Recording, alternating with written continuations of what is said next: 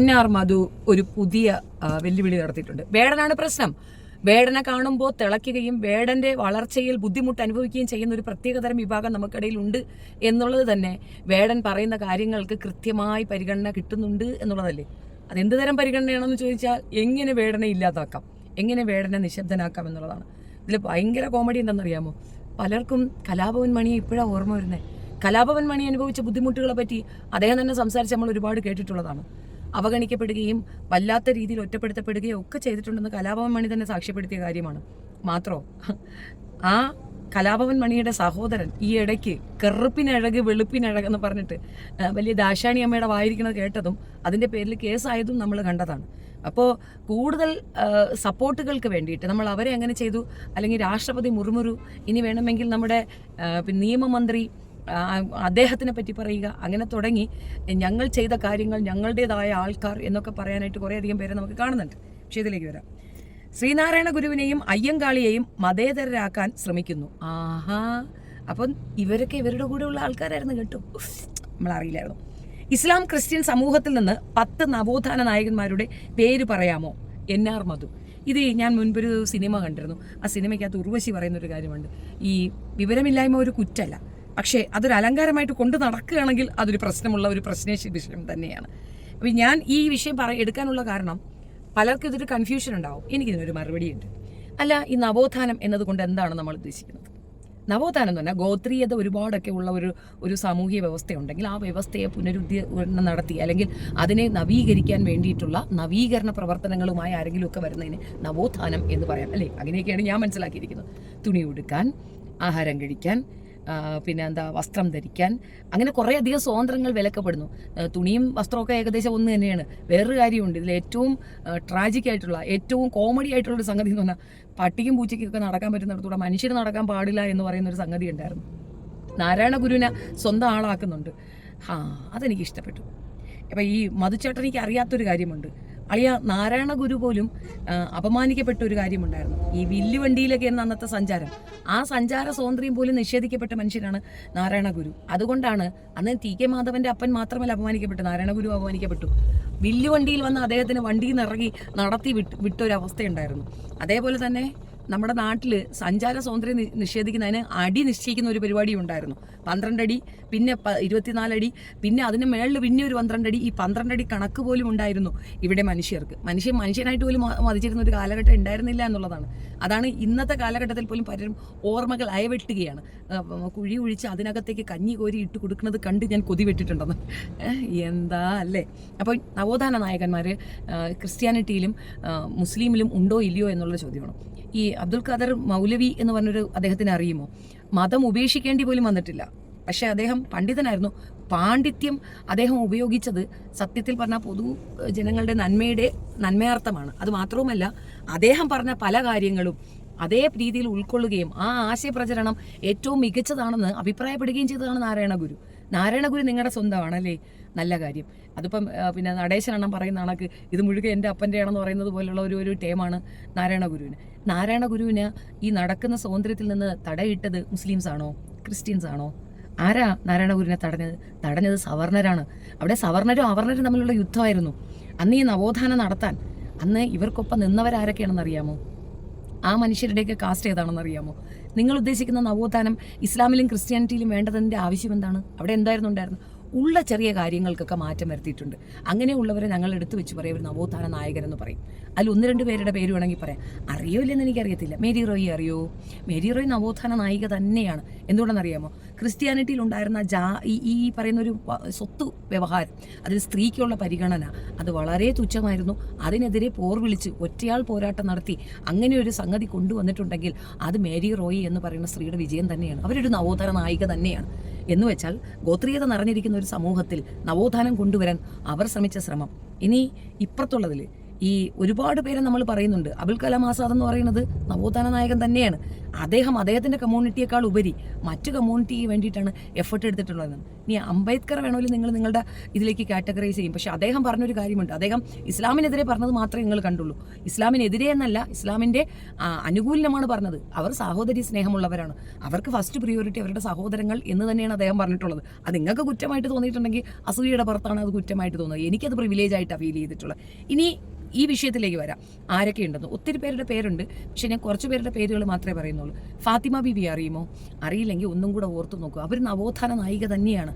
ഏഷ്യയിലെ തന്നെ രണ്ടാമത്തെ, അത് മൊത്തം വേൾഡ് വൈഡ് രണ്ടാമത്തെ വനിതാ ജഡ്ജിയാണ്, ഏഷ്യയിലെ ആദ്യത്തെ വനിതാ ജഡ്ജിയാണ്. നവോത്ഥാന നായികയാണ്. കാരണം ആ കമ്മ്യൂണിറ്റിയിൽ നിന്ന് ആദ്യമായിട്ട് ഇങ്ങനെ ഒരു പ്രൊഫഷനിലേക്ക് വരുന്നു, അല്ലെങ്കിൽ ആ പ്രൊഫഷനിൽ തന്നെ ഏറ്റവും ഉയർന്ന പദവിയിലേക്ക് അവർ വരുന്നുണ്ടെങ്കിൽ അത് ചെറിയ കാര്യമൊന്നുമില്ല. അങ്ങനെയുള്ളവർ നമുക്ക് നവോത്ഥാന നായിക എന്ന് പറയാം. അക്കാമ ചെറിയ നവോത്ഥാന നായികയാണ്. സ്വാതന്ത്ര്യ സമരത്തിന് അവരുടെ ആണുങ്ങൾ പോലും മാറി നിൽക്കുന്നൊരു സമയത്ത് അവർ ഇങ്ങോട്ട് മുൻകൈ എടുത്ത് അവർ വന്നിട്ടുണ്ടെങ്കിൽ അവർ നവോത്ഥാന നായികയാണ്. എണ്ണം പറഞ്ഞ ഒരു 100 പേരെ എനിക്ക് കാണിക്കാൻ പറ്റും. ഓർമ്മയിൽ വന്ന കുറച്ച് പേരെ ഞാൻ പറയുന്നുള്ളൂ. ഇപ്പം ഏകദേശം ഒരു 5 പേരായില്ലേ. ഇനിയുമുണ്ട്. ഈ പൊയ്കയിൽ അപ്പച്ചനെ അറിയുമോ? പൊയ്കയിൽ അപ്പച്ചനാണ് ക്രിസ്ത്യാനിറ്റിയിൽ നിന്ന് വന്നിട്ടുള്ള നവോത്ഥാന നായകൻ. ആക്ച്വലി അദ്ദേഹത്തിന് അങ്ങനെയല്ല പറയേണ്ടത്. അദ്ദേഹത്തിന് പറയേണ്ടത് നിങ്ങളുടെ കമ്മ്യൂണിറ്റിയിൽ നിന്ന് വന്ന മനുഷ്യനാണ്. നിങ്ങളുടെ കമ്മ്യൂണിറ്റിയിൽ നിന്ന് വന്ന മനുഷ്യന് അതിൽ നിന്ന് രക്ഷപ്പെടാൻ, പറയാ സമുദായത്തിൽ ജനിച്ച് നിങ്ങളുടെ ഈ പറയുന്ന വൃത്തികേടുകളിൽ നിന്ന് രക്ഷപ്പെടാൻ വേണ്ടിയിട്ട് പുള്ളിക്കാരൻ സ്വീകരിച്ചതാണ് ക്രിസ്ത്യാനിറ്റി. അവിടെയും ജാതീയ വേർതിരിവും വ്യത്യാസവും ഒക്കെ ഉണ്ടെന്ന് മനസ്സിലാക്കി അതിനെതിരെ സംസാരിച്ച വ്യക്തിയാണ് പൊയ്കയിൽ അപ്പച്ചൻ. അതൊരു വലിയ നവോത്ഥാനമാണ്. അദ്ദേഹവും അദ്ദേഹത്തിൻ്റെ ഭാര്യയും ആ മക്കളും അമ്മയും അടങ്ങുന്ന ദൈവമുണ്ടെന്നും ബൈബിള് കത്തിക്കുക പുള്ളിക്കാരൻ ചെയ്തിട്ടുണ്ട്. അപ്പോൾ നവോത്ഥാന നായകനാണെന്ന് നമുക്ക് കൺസെപ്റ്റ് എടുക്കാം അല്ലേ? ഒരുപാട് പേരുണ്ട്, 1 2 അല്ല. മൗലവിമാരറിയില്ല. അബ്ദുൽ ഖാദർ മൗലവി എന്ന് പറയുന്നത് അദ്ദേഹത്തിൻ്റെ മകൻ്റെ പേരും അത് തന്നെയാണ്. അത് നവോത്ഥാന നായകനാണ്. ഒരുപാട് കാര്യങ്ങൾ പുള്ളിക്കാരൻ മുൻനിർത്തി ചെയ്തിട്ടുണ്ട്. പക്ഷേ നവോത്ഥാനം കൊണ്ടുവന്നത് സ്വന്തം സമൂഹത്തിനല്ല എന്ന് മാത്രമേ ഉള്ളൂ. സമുദായത്തിൽ അങ്ങനെ ഒരു പ്രോബ്ലം ഇല്ല. നടക്കാനും തുണി ഉടുക്കാനും മിണ്ടാനും പറയാനും റാൻമൂളി നിൽക്കാനും ഒക്കെ പല രീതിയിലുള്ള പ്രോബ്ലംസ് ഫേസ് ചെയ്തിരുന്നത് ഈ പറയുന്ന സവർണ മേധാവിത്വത്തിൻ്റെ കീഴിലാണ്. അല്ലാതെ ഇസ്ലാമിക വിഭാഗത്തിനോ ക്രിസ്ത്യാനിറ്റിക്കോ ഒരു പ്രശ്നം ഉണ്ടായിരുന്നില്ല. ജ്ഞാനജോഷ എന്ന് പറയുന്ന ആൾ ഷെഡ്യൂൾ ലെവലിൽ ജനിച്ച മനുഷ്യനാണ്. ഷെഡ്യൂൾ കാസ്റ്റിലായിരുന്നു. അദ്ദേഹത്തിന് പഠിക്കാൻ ഭയങ്കര ആർജവമായിരുന്നു, പക്ഷെ പഠിപ്പിക്കത്തില്ല. അതുകൊണ്ട് അദ്ദേഹം കമ്മ്യൂണിറ്റി ചേഞ്ച് ചെയ്തു, ക്രിസ്ത്യാനിറ്റിയിലേക്ക് പോയി. അവർ വിദേശത്ത് വിട്ട് പഠിപ്പിച്ചിട്ട് അന്നത്തെ ചീഫ് സെക്രട്ടറി സ്ഥാനം, അതിന് തുല്യമായ സ്ഥാനം വഹിച്ചുകൊണ്ടിരുന്ന ജ്ഞാനജോഷുവാണ്. അദ്ദേഹം ഒരു നവോത്ഥാന നായകനാണ്. നിങ്ങൾക്ക് അയ്യങ്കാളി എങ്ങനെയാണോ അതുപോലെ തന്നെയാണ്. ഞാൻ അയ്യങ്കാളി ഒറ്റയ്ക്ക് അങ്ങോട്ട് പോയി കയറിയതുമല്ല. അയ്യങ്കാളിക്ക് സപ്പോർട്ടീവായി എത്ര മനുഷ്യരുണ്ടായിരുന്നെന്നറിയാം. ഒരു ഫാദർ ഉണ്ടായിരുന്നോ അയ്യങ്കാളിക്ക് സപ്പോർട്ടീവായി നിന്നിട്ടുള്ളത്? അതിനെപ്പറ്റി വല്ല ബോധവും ധാരണയുണ്ടോ? ഇവിടെ നവോത്ഥാനം കൊണ്ടുവന്ന മനുഷ്യരിൽ മെജോറിറ്റി എന്ന് പറയുന്നത് മറ്റ് മതസമൂഹത്തിൽ നിന്നുള്ളവർ തന്നെയാണ്. അവർക്കാണിത് സഹിക്കാൻ പറ്റാത്തൊരവസ്ഥ ഉണ്ടായിരുന്നതും ഇതിനെതിരെ പൊരുതണമെന്നും ഈ പറയുന്ന അനാചാരവും അന്ധവിശ്വാസങ്ങൾക്കും ഈ അടിച്ചമർത്തലുകൾക്കും എഗൻസ്റ്റ് സംസാരിക്കണമെന്നും നമ്മളെല്ലാം ഈക്വൽ ആണെന്നും ദൈവത്തിന് മുൻപിൽ സമന്മാരാണെന്നും പഠിപ്പിക്കുന്ന മതവിശ്വാസത്തിൽ നിന്ന് വന്ന മനുഷ്യർ തന്നെയാണ് ഇവർക്ക് വേണ്ടി പൊരുതിയിട്ടുള്ളത്. അവരൊക്കെ അക്ഷരം തെറ്റാതെ നവോത്ഥാന നായകരെന്ന് പറയാം. നാരായണ ഗുരു അയ്യങ്കാളി മാത്രമല്ല നവോത്ഥാന നായകർ. ഇവരുമൊക്കെ അത് തന്നെയാണ്. എത്ര പേരെ വേണം? മുഹമ്മദ് നബി നവോത്ഥാന നായകനാണ്. അക്കാലഘട്ടത്തിൽ 1400 വർഷങ്ങൾക്ക് മുമ്പുള്ള നവോത്ഥാനം അദ്ദേഹം കൊണ്ടുവന്നതാണ്. അപ്പോൾ അതിൽ എത്രയും ഗ്രേറ്റ് പേഴ്സണാലിറ്റി വേറെ ഇല്ലല്ലോ. അദ്ദേഹം നവോത്ഥാന നായകനാണെന്ന് അംഗീകരിക്കുന്നുണ്ടോ മധു സാറ്? എണ്ണം പറയാൻ കുറച്ച് പേരും കൂടെ ഞാൻ പറയാം. അന്നാച്ചാണ്ടി, ചവറയിലെ കുര്യാക്കോസച്ചൻ, ഫാദർ സിറിയാക്ക് വെട്ടിക്കപ്പള്ളി. ഈ വെട്ടിക്കപ്പള്ളി ഫാദർ സിറിയാക്ക് വെട്ടിക്കപ്പള്ളിയുടെ കാര്യം എന്തെന്ന് പറഞ്ഞു കഴിഞ്ഞാൽ തീണ്ടാപ്പലകയുണ്ട്. വൈക്കം സമരം നടക്കുന്ന സമയത്ത് തീണ്ടാപ്പലക മാറ്റുന്നതിന് വേണ്ടിയിട്ട് ഇവർ തന്നെ ചർച്ച വെക്കുകയും അതിനുവേണ്ടി പ്രമേയം പാസ്സാക്കുന്നതിന് വേണ്ടിയിട്ടുള്ള ഒരു വോട്ടെടുപ്പ് വെക്കുകയും ആ വോട്ടെടുപ്പിൽ ആദ്യത്തെ വോട്ടിട്ടത് ഇദ്ദേഹമാണ്, ഈ ഫാദറാണ്. നവോത്ഥാന നായകനല്ലേ? അദ്ദേഹത്തിൻ്റെ കമ്മ്യൂണിറ്റിയിലുള്ളവർക്കല്ല ഈ പ്രശ്നം. ഇപ്പോൾ അവരുടെ കമ്മ്യൂണിറ്റിയിൽ സിറിയൻ കാത്തോലിക്ക മറ്റത് മറിച്ചതെന്നൊക്കെ ഉണ്ടെങ്കിൽ പോലും അവരാരും 12 അടി 27 അടി 34 അടി എന്നൊരു വിഭാഗീയതയൊന്നും അവർക്കിടയിൽ ഉണ്ടായിരുന്നില്ല. പക്ഷെ നിങ്ങൾക്കിടയിൽ ഉണ്ടായിരുന്നു. നിങ്ങൾ സവർണ ജന്തുക്കൾ കാണിച്ച വൃത്തികേട് അവർണ മനുഷ്യർക്ക്, അവർണരെന്ന് നിങ്ങൾ പറയപ്പെടുന്ന പാവപ്പെട്ട മനുഷ്യരെ അവർണ ജന്തുക്കൾ നിങ്ങൾ വിശേഷിപ്പിക്കുകയും സവർണ ജന്തുക്കളുടെ മേലധികാരം അല്ലെങ്കിൽ അവരുടെ ആധിപത്യം അവസാനിപ്പിക്കാൻ വേണ്ടിയിട്ട് എഫർട്ട് എടുത്ത ഒരുപാട് നവോത്ഥാന നായകരെ മറ്റ് കമ്മ്യൂണിറ്റിയിൽ നിന്ന് ഉണ്ടായിട്ടും നിങ്ങളില്ല എന്ന് പറയുമ്പോൾ തലയ്ക്ക് വെളിവില്ല എന്നല്ല, അതിന് വേറൊന്ന് പറയണമെന്ന് എനിക്കറിയത്തില്ല. കുറച്ച് പേരും കൂടെ അല്ലാതെ ഉണ്ട്. പിന്നെ അലീമ ബീവി അറിയോ? പെയ്യലപ്പച്ച ഞാൻ നേരത്തെ പറഞ്ഞിട്ടുണ്ടായിരുന്നു. അക്കമ്മ ചെറിയാൻ, അന്നാച്ചാണ്ടി, മുഹമ്മദ് അബ്ദുൾ റഹ്മാൻ സ്വാതന്ത്ര്യ സമര സേനാനിയാണ്, അറിയോ? അതൊക്കെ നവോത്ഥാനമാണോ? ചുമ്മാതെയാണോ? ഞങ്ങൾക്കൊന്നും ഒരു പ്രശ്നം ഉണ്ടായിരുന്നില്ല. ഇസ്ലാം കമ്മ്യൂണിറ്റിക്കോ ക്രിസ്ത്യാനിറ്റിക്കോ ഒരു പ്രോബ്ലം ഉണ്ടായിരുന്നു. ഇവിടെ പ്രോബ്ലം അനുഭവിച്ചിരുന്ന മറ്റ് കമ്മ്യൂണിറ്റിക്കാരായിരുന്നു. ഞങ്ങൾക്കൊന്നും ഒരു പ്രശ്നം ഉണ്ടായിരുന്നില്ല. അതുകൊണ്ടാണ് ഖിലാഫത്തും അതിനോടനുബന്ധിച്ചിട്ടുള്ള ഇഷ്യൂസും ഒക്കെ വരുമ്പോൾ ഞങ്ങൾ തിരിച്ചറിഞ്ഞത് ഞങ്ങളെ പറ്റിക്കുകയാണ് ബ്രിട്ടീഷുകാർ ചെയ്തതെന്നുള്ളത്. ആ വൈരാഗ്യത്തിൻ്റെ പുറത്താണ് നിങ്ങൾക്ക് വേണ്ടിയിട്ട് ഞങ്ങൾ അങ്ങക്കൊരു ബുദ്ധിമുട്ടില്ല, ഞങ്ങൾക്ക് പഠിക്കാൻ പോകുന്നതിന് പ്രശ്നമില്ല. എവിടെ എന്തില്ലെങ്കിലും ഞങ്ങളുടെ മതപഠന മദ്രസയിലുണ്ട്. മദ്രസ കൃത്യമായി ഞങ്ങളെ പഠിപ്പിക്കുന്നുണ്ട്. ഞങ്ങൾ അക്ഷരം പഠിക്കുന്നത്. ഇപ്പം നമ്മൾ അറബി കൺട്രിയിലാണ് ജനിക്കുന്നത്, ഞങ്ങൾ പഠിക്കേണ്ട അക്ഷരം അലിഫ് ബാത്താണ്. അത് ഞങ്ങളെ ഏത് രാജ്യത്താണെങ്കിലും ഞങ്ങളെ പഠിപ്പിച്ചിരുന്നുണ്ട്. അപ്പോൾ നമുക്ക് പഠിപ്പിക്കാനുള്ള സൗകര്യങ്ങളുണ്ട്. ഇവിടെ സച്ചാർ കമ്മീഷൻ റിപ്പോർട്ട് വരുമ്പോഴത്തേക്കും ഇസ്ലാമിയരെ പഠിപ്പിക്കേണ്ട കാര്യമില്ല. അവർ പഠിക്കുന്നുണ്ട്. അതിൻ്റെ കൂടെ ഐച്ഛിക വിഷയങ്ങളും കൂടെ ചേർത്തിട്ട് അതിനൊരു ഫണ്ടിങ് കൊടുത്ത് മറ്റുള്ളവരെയും കൂടെ അവിടെ പഠിപ്പിക്കാൻ, അത് സ്കൂളായിട്ട് തന്നെ പ്രഖ്യാപിക്കാം എന്ന ഒരു ടൈം വന്നിട്ടുണ്ടെങ്കിൽ അക്കാലഘട്ടത്തിലും പഠിത്തമുണ്ട്. എന്തിനധികം ലോകത്തെ ആദ്യത്തെ സർവകലാശാല ഉണ്ടാക്കിയതൊരു പെണ്ണാണ്, അതും ഒരു മേത്തച്ചിയ. അതാണ് ഫാത്തിമ. അറിയോ? അല്ലെങ്കിൽ ഒന്ന് നെറ്റ് സെർച്ച് ചെയ്ത് നോക്കുക, അപ്പം മനസ്സിലാകും. നിങ്ങൾ നളന്ദ ശിക്ഷശില എന്ന് പറഞ്ഞുകൊണ്ടിരിക്കുന്നത്, നളന്ദ ശിക്ഷശിലയിലൊക്കെ ഉണ്ടായിരുന്നത് വല്ല സവർണർക്കുള്ള പരിപാടിയാണ്. ബ്രാഹ്മണനാണ് അവിടെ പഠിപ്പിക്കുന്നത്, അല്ല മറ്റുള്ളവരുമല്ല. ഈ 80s ഇവിടെ വരുന്നുണ്ട്, ബ്രിട്ടീഷുകാരുണ്ടെന്ന സ്കൂള്, കോളേജ് ഒക്കെ. പക്ഷേ അവിടേക്ക് കയറണമെന്നുണ്ടെങ്കിൽ ഈഴവനിക്ക് പറ്റൂലായിരുന്നു. ഈഴവ ഇംഗ്ലീഷ് പഠിക്കേണ്ടതെന്ന് പറഞ്ഞിട്ട് ഈ ചാന്നാർ ലഹള തൊട്ട് ഇങ്ങേ ഒറ്റമുള്ള നമ്മുടെ ലഹളകൾ മാത്രം എടുത്താൽ മതി. സത്യാഗ്രഹങ്ങൾ, ലഹളകൾ, ഇതൊക്കെ എടുത്തു വെച്ച് ഹിസ്റ്ററി ഒന്ന് പഠിക്കണം എന്നിട്ട് വന്നിരുന്നു കൊണ്ട് ഞൊണ്ണ അടിക്കണം, അല്ല പോകൃത്തരം പറയരുത്. ഈ നവോത്ഥാനം എന്നതുകൊണ്ട് ശ്രീനാരായണ ഗുരു മാത്രമല്ല, നാരായണ ഗുരു ചിലപ്പോൾ ചിലയിടങ്ങൾ പരാജയപ്പെട്ടു എന്ന് വേണമെങ്കിൽ ഞാൻ പറയും. കാരണം അദ്ദേഹം ഉദ്ദേശിച്ച രീതിയിലുള്ളൊരു യുക്തിവാദം അല്ലെങ്കിൽ അദ്ദേഹം ഉദ്ദേശിച്ച രീതിയിലുള്ളൊരു സംഗതി ഇന്നും ഈഴവ കമ്മ്യൂണിറ്റിയിലേക്ക് കൃത്യമായി എത്തിയില്ല എന്നാണ് ഞാൻ മനസ്സിലാക്കുന്നത്. അദ്ദേഹം എന്ത് പറഞ്ഞു, അതിന് ജസ്റ്റ് ഓപ്പോസിറ്റാണ് ഇപ്പോഴുള്ള ഈഴവന്മാർ കാണിക്കുന്നതെന്നാണ് എനിക്ക് മനസ്സിലായി. ഈഴവ സംഖ്യ ഉണ്ടാകുന്നത് തന്നെ നാരായണ ഗുരു എന്ന വ്യക്തിയുടെ പരാജയമാണെന്ന് ഞാൻ പറയും. എനിക്ക് മതമില്ല, ഞാൻ ഹിന്ദു അല്ല എന്ന് കോടതിയിൽ പറയുക, പത്രപ്രസ്താവന നടത്തുക എന്ന് വേണ്ട സർവത്ര കാര്യങ്ങൾ ചെയ്താലും അദ്ദേഹത്തിന് അവിടെ പിടിച്ചിരുത്തി അദ്ദേഹത്തിനെ പൂജിക്കുന്ന ഒരു ടൈം ഉണ്ടെങ്കിൽ അതൊരു മനുഷ്യൻ്റെ അധപതനമായിട്ടല്ലേ നമുക്ക് തോന്നുള്ളൂ. അപ്പം ആ രീതിയിൽ അത് കൃത്യമായി ഇന്നും അവരുടെ ആളുകളിലേക്ക് എത്തിക്കാൻ പോലും സാധിക്കാതിരുന്ന ഒരു ഘട്ടമുണ്ട്. പിന്നെ അയ്യങ്കാളിയുടെ കാര്യം, അയ്യങ്കാളിക്ക് പൂർണ്ണ ബലവും പിന്തുണയും കൊടുത്തത് ആരായിരുന്നു? ഞാൻ ഈ ചീഫ് സെക്രട്ടറിയുടെ കാര്യം പറയുമ്പോൾ അതും കൂടെ എടുത്തു പറയേണ്ടി വരും. ജ്ഞാന ജോഷുവ ആയിരുന്നു അന്നത്തെ ചീഫ് സെക്രട്ടറി എങ്കിൽ അന്ന് താൻ വളർന്നു വന്നൊരു സമുദായത്തിലുള്ള ആളാണല്ലോ ഈ പഞ്ചമിയുടെ എഡ്യൂക്കേഷൻ നിഷേധിക്കപ്പെടുന്നുണ്ടെങ്കിൽ സ്ട്രോങ് ആയിട്ട് നിന്നുകൊണ്ടില്ല, അവരെ പഠിപ്പിക്കണമെന്ന് പറയാൻ പോലും തക്കവണ്ണം പ്രാപ്തി ഇല്ലല്ലോ, ആർക്കുണ്ടായിരുന്നില്ല. പക്ഷെ ഫാദർ ഇറങ്ങി നിന്നില്ലേ, ഫാദറാണ് സപ്പോർട്ട് ചെയ്തതെന്നുള്ളത് കൃത്യമല്ലേ? അപ്പോൾ ഏത് കമ്മ്യൂണിറ്റിയിലാണ് നവോത്ഥാനം വന്നത്? അയ്യങ്കാളിക്കാണോ നവോത്ഥാനം വന്നത്? നിങ്ങൾക്ക് വിദ്യ കൊണ്ട് പ്രബുദ്ധരാകൂ എന്ന് നാരായണ ഗുരു പറഞ്ഞതുപോലെ വിദ്യ കൊണ്ട് പ്രബുദ്ധരാകാനായിട്ട് അവർക്ക് ആ ബോധം ഉണ്ടാക്കി കൊടുത്തത് ആരാണ്? അങ്ങനെ ചെയ്ത മനുഷ്യരെയൊക്കെ വിസ്മരിച്ചുകൊണ്ട് അങ്ങനെ ആരെങ്കിലും ഉണ്ടോ എന്ന് ചോദിച്ചാൽ നിനക്ക് വിവരമില്ലാത്തതിന് ഞാൻ എന്ത് പറയാൻ പറ്റും? പൊതുസമൂഹത്തിൻ്റെ അറിവിലേക്കായിട്ട് പറഞ്ഞാണ്. ഇനിയുണ്ട് ഈ ശ്രീമൂലം പ്രജാസഭ അംഗമായിരുന്നു ഞാൻ നേരത്തെ പറഞ്ഞ ഫാദർ സിറിയക്ക് വെട്ടിക്കപ്പള്ളി. പിന്നെ അബുൽ കലാം ആസാദ്, അത് പിന്നെ നവോത്ഥാന നായകനാണെന്ന് അക്ഷരം തെറ്റാതെ പറയാവുന്ന ഒരു വ്യക്തിയാണ്. അദ്ദേഹത്തിൻ്റെ എഴുത്തുകളിൽ ഇൻസ്പയർ ആയിട്ടാണ് ഇസ്ലാം കമ്മ്യൂണിറ്റിയിൽ നിന്നുള്ള ആൾക്കാർ സ്വാതന്ത്ര്യ സമരത്തിൽ പങ്കെടുക്കാനായിട്ട്, അത് സേനാനി ആകാൻ തയ്യാറായി പലരും എഡ്യൂക്കേഷനും വീടും കുടുംബവും ഒക്കെ കളഞ്ഞിട്ട് അതിനകത്തേക്ക് പാർട്ടിസിപ്പേറ്റ് ചെയ്യാൻ പോയത് അദ്ദേഹത്തിൻ്റെ എഴുത്തുകളിൽ നിന്ന് ഇൻസ്പിറേഷൻ കിട്ടിയിട്ടാണ്. അപ്പോൾ അദ്ദേഹം പ്രചോദനം കൊടുക്കുകയോ അല്ലെങ്കിൽ പ്രബോധനം കൊടുക്കുകയോ ഒക്കെ ചെയ്തത് കൊണ്ടാണല്ലോ അത്രയും ആൾക്കാർക്ക് ഇവിടെ സ്വാതന്ത്ര്യം വേണം, നമ്മളാരുടെ അടിമകളല്ല എന്ന് ബോധം ഉണ്ടായതും. പിന്നെ തൊട്ടുകൂടായ്മ, തീണ്ടിക്കൂടായ്മ, ഇങ്ങനെ അതുപോലുള്ള നിഷേധങ്ങളൊക്കെ നടന്നിരുന്നത് ഈ പറയുന്ന പിന്നെ മറ്റ് കമ്മ്യൂണിറ്റികളിലല്ല എന്നുള്ള വസ്തുതയാണ്. ഈ എണ്ണം പറഞ്ഞൊരു 10 പേരെങ്കിലും ഞാൻ പറഞ്ഞു എന്നാണ് എൻ്റെ ഒരു വിശ്വാസം. വേണമെങ്കിൽ ഒന്നും കൂടെ ആ ലിസ്റ്റ് ഞാൻ വായിക്കാം. ഞാൻ കുറേ പേരുടെ പേര് എഴുതി എടുത്തിട്ടുള്ളൂ. മേരി റോയ്, മൗലാന മുഹമ്മദ് അലി, അത് പറയണം. മൗലാന മുഹമ്മദ് അലി ആരെന്നറിയോ? അലി സഹോദരന്മാരിൽ ഒരാളാണ്. നിങ്ങൾ വിചാരിച്ച ഉടനെ ടി കെ മാധവൻ അങ്ങോട്ട് പോയിട്ട് ഒപ്പിട്ട് കൊടുത്തെന്ന് പറഞ്ഞാൽ ഇവിടെ നടന്ന കോൺഗ്രസ് സമ്മേളനത്തിൽ ആ പ്രമേയം ഒന്ന് വായിക്കാൻ പോലും പെർമിഷൻ കിട്ടിയില്ല ടി കെ മാധവന്. അതേസമയം ഇത് വായിക്കണമെന്നും ഇത് വായിച്ചതിന് ശേഷം ഈ പ്രമേയം പാസ്സാക്കുന്നതിന് പിന്താങ്ങലായിട്ട് ക്ലാപ്പ് ചെയ്തതും മുഹമ്മദ് അലിയാണ്.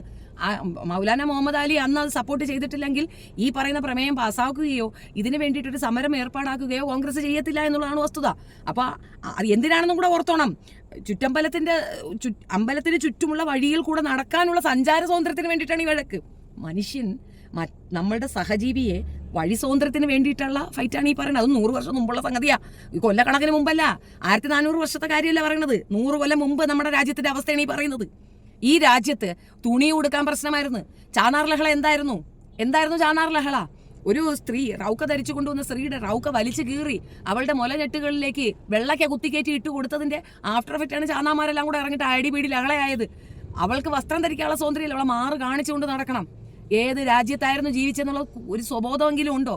എടോ, ചരിത്രം വലിച്ച് വെളിയിലിടാൻ അനുവദിക്കരുത് കേട്ടോ, ദയവ് ചെയ്തിട്ട്. ഈ ചരിത്രം അറിയുന്നവർക്ക് ഇത് ഭയങ്കരമായി ഇറിറ്റേറ്റഡ് ആവുന്ന ക്വസ്റ്റ്യൻസ് ആണ് താൻ ചോദിക്കുന്നത് എന്നുള്ളതാണ് വസ്തുത.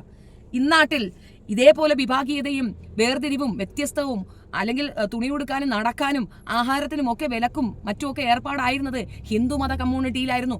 ആ കമ്മ്യൂണിറ്റിയിലുള്ള പ്രശ്നത്തിന് അവിടെയുള്ളവരാണ് നവോത്ഥാന നായകന്മാരായി വരേണ്ടത്.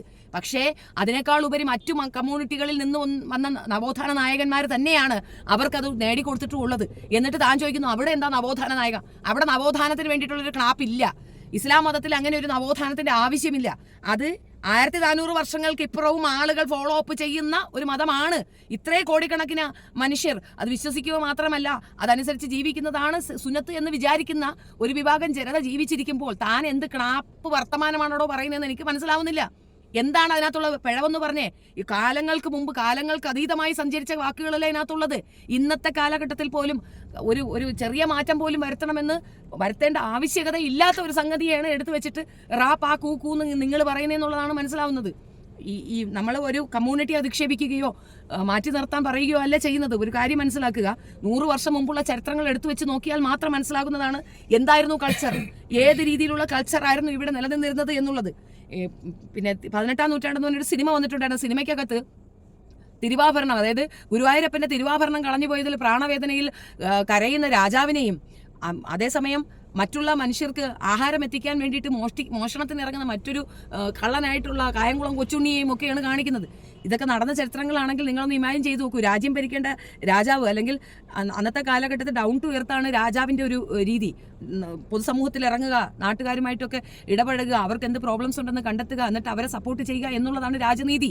അതുപോലും പാലിക്കാതെ തിന്നും കുടിച്ചും ഉണ്ടും ഉറങ്ങിയും കഴിഞ്ഞിരുന്ന ഒരു വിഭാഗമാണ്. അന്ന് ബ്രിട്ടീഷ് റാണി കർശനമായി ലക്ഷ്മിബായിയോട് പറഞ്ഞിരുന്നു, നിങ്ങൾ ഒരു പെണ്ണ് ഭരിക്കുന്ന സ്ഥലത്ത്, ഇങ്ങേർക്ക് പെട്ടെന്ന് എന്തൊക്കെ പ്രശ്നമായി ചത്തുപോയല്ലോ, അപ്പോൾ പിന്നെ പെണ്ണായിരുന്നല്ലോ അന്ന് ഭരിച്ചിരുന്നത്. അവർ പറഞ്ഞു, നിങ്ങൾ പെണ്ണ് ഭരിക്കുന്ന സ്ഥലത്ത് പോലും പെൺകുട്ടികൾക്ക് മാറുമറയ്ക്കാൻ ഉത്തരവാദിത്തം ഇല്ലെങ്കിൽ പിന്നെ ഞാൻ ഇറങ്ങേണ്ടി വരും, എന്നെ കൊണ്ട് ഇറക്കിക്കരുത് എന്നാണ്. ഇതിനേക്കാൾ ഉപരി വേറൊരു കാര്യമുണ്ട്. വാസ്കോഡ ഗാമ വന്ന് ഇറങ്ങിയപ്പോഴത്തേക്കും കൊച്ചി രാജാവ് ഒരു ഒറ്റത്തോർത്ത് കൊടുത്തുകൊണ്ട് അങ്ങോട്ട് ചെന്നത്. ഈ തേച്ച് വടിവത്ത ഡ്രസ്സൊക്കെ ആദ്യമായിട്ട് കാണുന്നത് മറ്റൊരു പിന്നെ ക്രിസ്ത്യാനിറ്റിയിൽ നിന്ന് വന്ന ആൾക്കാരുണ്ട്. ഡച്ചുകാർ വന്നപ്പോഴത്തേക്കാണ് മനസ്സിലായത് ഇങ്ങനെയും തുണികളുണ്ട്, ഈ ഇമാതിരി തുണികളൊക്കെ ഉടുക്കണമെന്ന്. അവിടെ തുണി കൂടുതലുള്ളതിനാണ് പ്രശ്നം, ഇവിടെ തുണി ഇല്ലാത്തതിലാണ് പ്രശ്നം. അപ്പോൾ നവോത്ഥാനം വരേണ്ട ഒരു കമ്മ്യൂണിറ്റി ഏതായിരുന്നു? ആ കമ്മ്യൂണിറ്റി നവോത്ഥാന നായകന്മാരുണ്ടാവും. മറ്റതിനകത്ത് നവോത്ഥാന നായകന്മാരുണ്ടായിരുന്നു ആദ്യം 1400 വർഷങ്ങൾക്ക് മുമ്പ്. അതിനുശേഷം അതിനകത്ത് മാറ്റങ്ങൾ വരുത്തേണ്ട ആവശ്യം വന്നിട്ടില്ല. അങ്ങനെ ഒരു അവസ്ഥ വരികയാണെങ്കിൽ പുതിയ നവോത്ഥാന നായകൻ വരും. അതിൻ്റെ ആവശ്യം ഇല്ല. അത്രത്തോളം പെർഫെക്ഷനായി അത് കംപ്ലീറ്റ് ചെയ്ത് വെച്ചിട്ടുണ്ട് എന്നുള്ളതാണ് വസ്തുത. വായിക്ക് തോന്നിയത് കോതയ്ക്ക് പാട്ടായിട്ട് തള്ളുമ്പോൾ തിരിച്ച് അതിനുള്ള മറുപടി നമ്മുടെ ഭാഗത്തുനിന്ന് ഉണ്ടാവും എന്നുള്ളത് മനസ്സിലാക്കുക. അത്രേ ഇതിനകത്ത് പറയാനുള്ളൂ. ഇത് വലിയൊരു സബ്ജക്റ്റാണ്. ഞാനിത് ചെറിയ രീതിയിൽ പറഞ്ഞു എന്നേ ഉള്ളൂ. കേട്ടപ്പോൾ പറയണമെന്ന് തോന്നി. ഈ പൊട്ടപ്പ സാത്താൻ എന്നെ കൊണ്ട് പലതും പറയിക്കുമെന്നാണ് എനിക്ക് തോന്നുന്നത്. നിരന്തരം ഡെയിലി ഒരു സാധനമാണ്. ആരെങ്കിലും ഇവന് പറ്റിയിട്ട് ഇവനൊരു അടിമഗോപിയാണെന്നും ഇവനൊരു ഗവർണർ സ്ഥാനം കൊടുക്കണമെന്നും അല്ല അവിടെ വിളിച്ച് പറഞ്ഞാൽ അത്രത്തോളം മണ്ടത്തരങ്ങൾ നമ്മൾ കുറച്ച് കേട്ടാൽ മതിയാവുമെന്നാണ് എൻ്റെ ഒരു പേഴ്സണൽ അഭിപ്രായം. അല്ലാത്ത പക്ഷം ഇവ മണ്ടത്തരങ്ങളുടെ ഒരു കൂമ്പാരം ഇങ്ങനെ പറഞ്ഞുകൊണ്ടിരിക്കും. നവോത്ഥാന നായകൻ ഉണ്ടോ ഇല്ലയോ എന്നുള്ളതാണ് സംശയം. എന്തിനാണ്ടോ നവോത്ഥാനം? എന്താണ് നവോത്ഥാനം എന്നതുകൊണ്ട് ഉദ്ദേശിക്കുന്നത്? നടക്കാനും പിന്നെ ഉടുക്കാനും അല്ലെങ്കിൽ ഭക്ഷിക്കാനുമുള്ള സ്വാതന്ത്ര്യം നിഷേധിക്കപ്പെടുന്ന ഇടങ്ങളിൽ നവോത്ഥാനം വേണ്ടിവരും. അത്തരത്തിലൊരു നിഷേധം മറ്റ് കമ്മ്യൂണിറ്റിക്ക് ഉണ്ടായിരുന്നില്ല. അത് അവർണ ജന്തുക്കൾക്ക് ഉണ്ടാക്കി കൊടുത്ത ഒരു പ്രത്യേകതര സിസ്റ്റമായിരുന്നു. അവർണ ജന്തു കല്യാണം കഴിച്ചാൽ സവർണ ജന്തു ഉപയോഗിക്കണം എന്ന സിസ്റ്റം ഉണ്ടായിരുന്നു.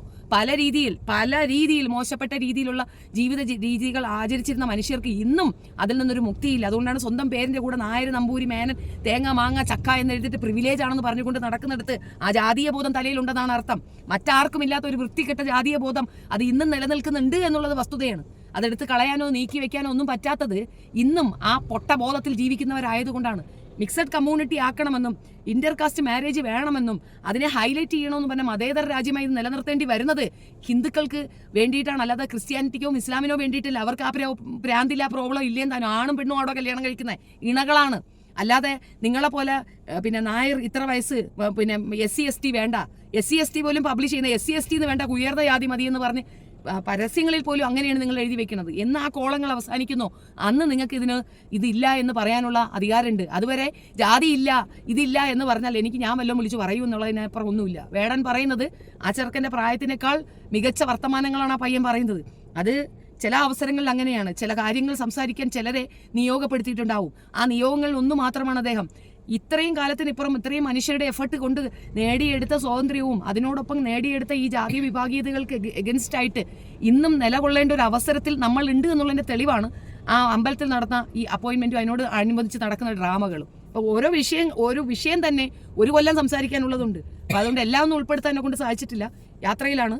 ഇത്രയേ ഉള്ളൂ തൽക്കാലം. നിനക്ക് ഇനിയും ഡൗട്ട് ഉണ്ടെങ്കിൽ നാറിക്കുട്ടി എൻ്റെ അടുത്ത് ഒന്നും കൂടെ സംസാരിച്ചാൽ മതി, ഞാൻ ബാക്കിയും കൊണ്ട് വരുന്നുണ്ട് കേട്ടോ. അനാവശ്യമായിട്ട് ചുമ്മാ മറ്റു മതവിശ്വാസികളെ പ്രൊവോക്ക് ചെയ്യാനും അവരെ ശല്യം ചെയ്യാനും അവരെ പറ്റി പടുമോശം പറയാനും വേണ്ടിയിട്ടുള്ള നിന്റെ എഫർട്ട് എനിക്ക് മനസ്സിലാവും. പക്ഷേ ഈ ഒരു വിഷയവും കൊണ്ട് നീ ഇങ്ങോട്ട് തള്ളിക്കയറരുത്. ഇപ്പം തന്ന 10 പേര് പോരാന്നുണ്ടെങ്കിൽ 100 പേരെ ഞാൻ കൊണ്ടുവന്ന് നിർത്താം, നവോത്ഥാന നായകർ. പക്ഷേ ഇറ്റ്സ് സോ അൺഫോർച്യൂൺ, അവർക്ക് അവരുടെ മതത്തിനെ നവോത്ഥാനപ്പെടുത്തേണ്ട ഒരു ആവശ്യകത ഉണ്ടായിരുന്നില്ല. അവർ നവോത്ഥാനം നടത്തിയത് മുഴുക്കെ നിങ്ങളുടെ കമ്മ്യൂണിറ്റിക്ക് വേണ്ടിയിട്ടാണ്. കാരണം പ്രശ്നക്കാരും പ്രോബ്ലമാറ്റിക് ആയിട്ട് നിന്നിരുന്നതും നിങ്ങളുടെ കമ്മ്യൂണിറ്റിയിൽ ആളുകളായിരുന്നു എന്നുള്ളതാണ് വസ്തുത. അതായത് സവർണ ജന്തുവും അവർണ ജന്തുവും തമ്മിലുള്ള ഫൈറ്റിൽ മറ്റുള്ളവരുടെ ഇടയിലേക്ക് കുത്തിക്കയറിയെന്നുള്ളൂ. മൗലവിമാർ എത്രയോ പേര് ഇടപെട്ടിട്ടാണ് നിങ്ങളുടെ ഈ വഴി സ്വാതന്ത്ര്യം തന്നെ കിട്ടിയിട്ടുള്ളത്. ഇതൊക്കെ റെക്കോർഡിക്കൽ എവിഡൻസ് ആണ്, ഇതൊന്നും വായ്ത്താളമല്ല, റെക്കോർഡിക്കൽ എവിഡൻസ് ആണ് ഈ പറയുന്നതൊക്കെ. കണ്ടപ്പോൾ ഉള്ള ദേഷ്യം കൊണ്ട് ഇങ്ങനെ പറഞ്ഞു എന്നേ ഉള്ളൂ. കൂടുതൽ വിഷയങ്ങളുമായി വീണ്ടും കാണാം. വീഡിയോ ഇഷ്ടപ്പെടുകയാണെങ്കിൽ ലൈക്ക് ചെയ്യുക, ഷെയർ ചെയ്യുക and subscribe my channel. Thank you. ചെറിയ ഡേറ്റ് വ്യത്യാസങ്ങൾ എനിക്ക് വരാറുണ്ട്. അത് ഞാൻ പറഞ്ഞില്ല, ഞാൻ ട്രാവൽ ആയതുകൊണ്ടാണ്. നിങ്ങളത് തിരുത്തുകയാണെങ്കിൽ ഓക്കെ, ഞാനത് റെക്ടിഫൈ ചെയ്യുന്നതായിരിക്കും. Thank you so much.